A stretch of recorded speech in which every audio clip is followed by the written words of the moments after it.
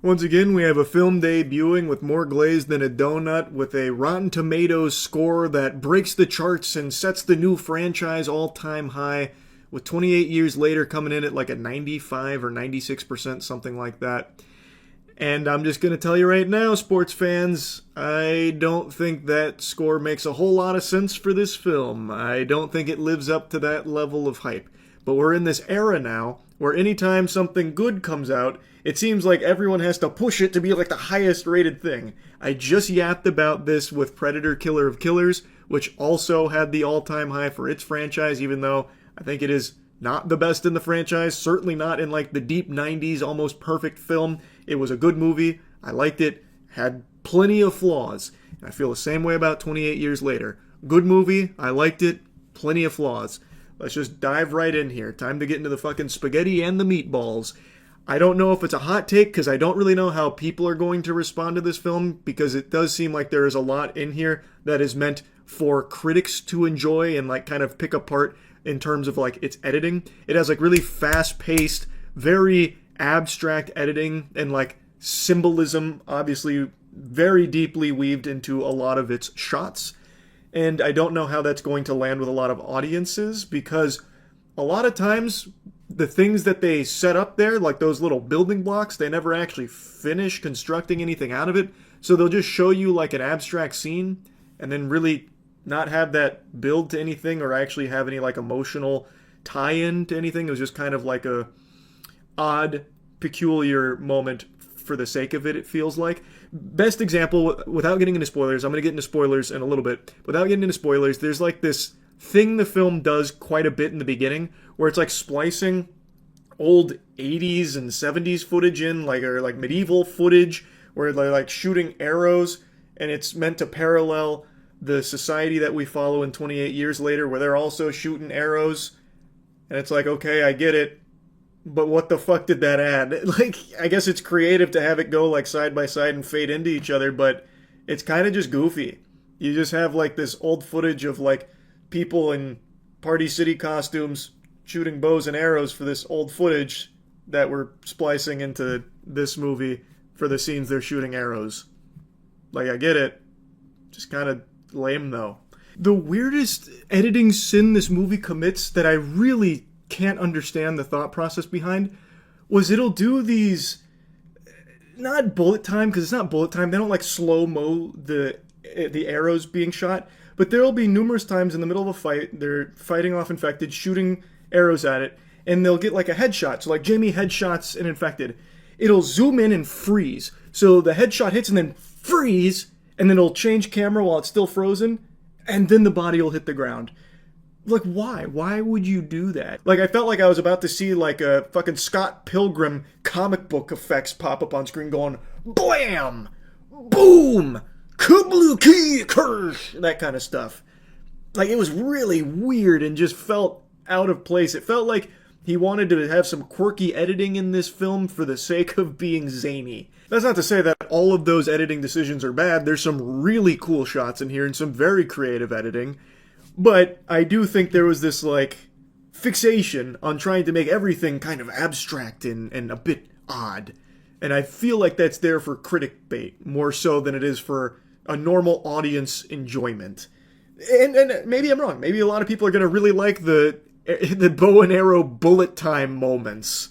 Like, maybe they want to see, like, that Call of Duty final kill cam. Just wasn't for me. I just thought it was kind of silly. But anyway, like I said, I do like the movie. I think it is a good movie. Great performances across the board. Spike is the main character here. He's the son of Jamie, and Spike is going on a big quest to try and get his mother some help because she is sick, and he wants to save her. And we follow his journey from getting his first kills in the mainland to then braving it all himself to save his mother.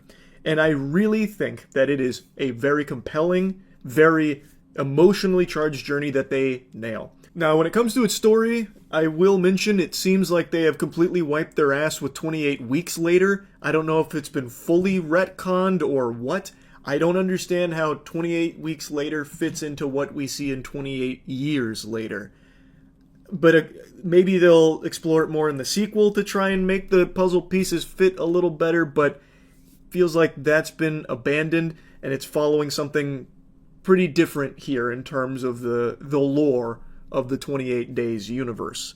Which is fine, because in the context of this film, it works. I think it works really well. We get to see some very new things to the franchise that I think hit.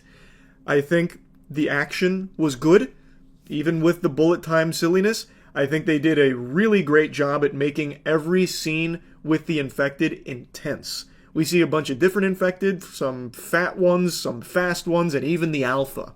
Alpha was very cool.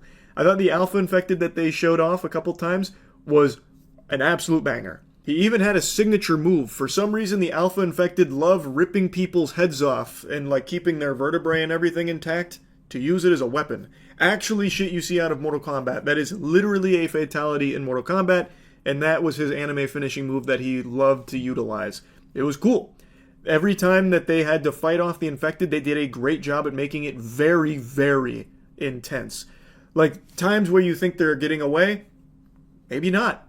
Times where you think there's no way out of it, there probably isn't. Like, they do a really fantastic job at getting you, like, on the edge of your seat when the infected are on screen. And they're on screen a lot. It's not like they take a back seat to everything else. They are front and center, for the most part. So, I was happy with the film. I did like it. But I do want to get into my big-time complaints here, and to do that, I'm going to have to get into spoilers. This is your big spoiler warning. Huge spoiler warning. Here it is. And now it's over. This movie's tone shifts drastically numerous times. It feels like there were conflicting ideas for what this film should be, and instead of trying to meet somewhere in the middle to try and, like, work them together, they just fucking shoved them together and said, fuck it, we'll do it live. It doesn't matter if it, like, works super well. Like, it's not cohesive, is what I'm trying to say. What I mean by this, you have the first half, which is very intense. And it's a little on the slower side, of course, outside of, like, the big intro where you have a lot that happens. But then it gets a little slower as you get more of the pieces set up. And then you'll have this really great journey, and then when you have the infected come in, it's very intense. You're seeing him, Spike, get his first kills. The sound design is really good, like all the weird sloshing and gurgling noises from the infected is unnerving. Everything is great there. And then you get to, like, the second half of the film where they try and do something a little different, where they have this side plot with a pregnant infected, and then they meet this doctor. And the doctor, I think, is a good character, but it does kind of come out of nowhere here, and it is a bit of a weird thing to throw in, but he has some very moving moments in this movie, some very moving moments. And this doctor's talking about the magic of the placenta and this, like, miracle birth of the infected baby. Or not even really a miracle birth, because he kind of writes it off as, like, kind of expected this to happen. Actually, this was something that I had on my bingo card. So, like, it's not even that big of a deal to him, even though the movie's setting this whole thing up as, like, a big deal, and then the alpha's hunting to try and get his baby back. And it doesn't really, like, I don't think it did much. It was just, like, a huge, like, weird tangent from what we've been following with the emotional journey of Spike and his mother. And another thing that adds to this tonal whiplash is this new character they also introduce, which is Eric, who is a soldier who ends up stranded there, and all of his squad is wiped out by the infected after their ship crashed, and they were doing, like, the quarantine patrol, but they hit something, they said, and then they washed up on shore and then had to fight to survive. He's the only one that made it. He's making a bunch of jokes, so he becomes the comic relief character, just making wisecracks like, you guys probably don't even know what the internet is here, do you? Primitive. That kind of thing. Because he saves them, and then he joins them, and then he's, like, immediately killed off, so it doesn't even go anywhere. It just, once again, like, changes the whole tone and focus of the movie. It just felt weird to go back and forth like that. But by far, the most egregious problem with this film is its ending. Its ending is, I think it is one of the most surprisingly stupid endings I've seen maybe in the last, like, 5 years. I'm trying to think of something in recent memory stupider than this. I'd put this onto, like, almost Moonfall level of unexpected lunacy. The film ends with, I'm trying not to spoil everything here, but the film ends with Spike going through, like, this change. Now, instead of being the scared kid we saw at the beginning, he's gone through so much hardship, he's learned so much after everything with his mother and the doctor. He now wants to be on his own out in the mainland, away from the shelter, to kind of just brave it all on his own and get after it. And it's a decision that I think makes sense for Spike. Like, I think that is a strong character arc. And while he's doing this, he gets attacked by some infected. They come running at him like the Titans from Attack on Titan. He shoots them with arrows, but he's about to be overrun. And then a guy pops out, and he's basically a fucking cartoon character. The guy pops out, his name's Jimmy, and he's like, "Great shooting, Tex, but I think there's a little too many for you. Mind if we step in?" And I shit you not, he summons the Power Rangers. He summons ninjas.